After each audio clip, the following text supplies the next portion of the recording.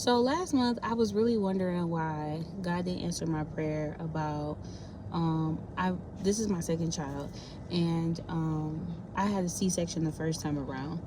And this time I was like, God, I really don't want to have another C-section. And deep down, I felt in my soul that I was going to have another C-section. And I kept telling myself, I need to have some faith. The Bible say all you need is a mustard seed of faith. And I felt like I couldn't really even get the mustard seed. And long story short is that I went to the hospital because I was having contractions.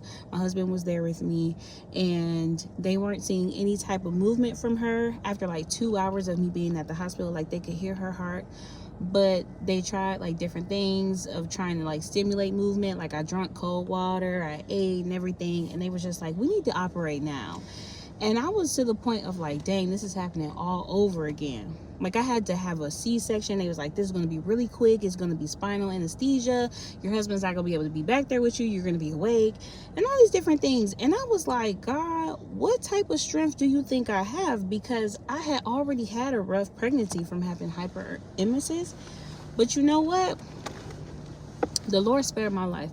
Because the doctor, after he got done operating on me, he said, your uterus was about to rupture.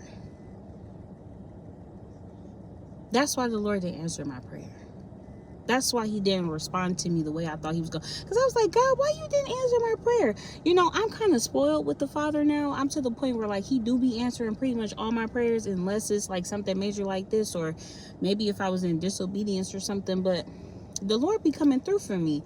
And this is just a reminder to let you know that if the Lord has not answered your prayer, there is a reason why he hasn't answered your prayer. Either you need to learn a lesson, he's trying to protect you from something, or there's something that he just doesn't want you to do at this point in time. It doesn't necessarily mean no. And I had to learn that. I saw for myself that I could have died if I would have tried to push this baby out.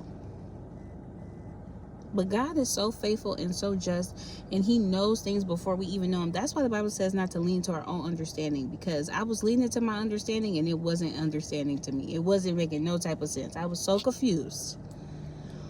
But be encouraged and know that God will do things at his own expected time. He has a season. He has a time frame of when he wants to do things. Don't worry about it. Don't stress about it too much. It's all going to happen. Be blessed.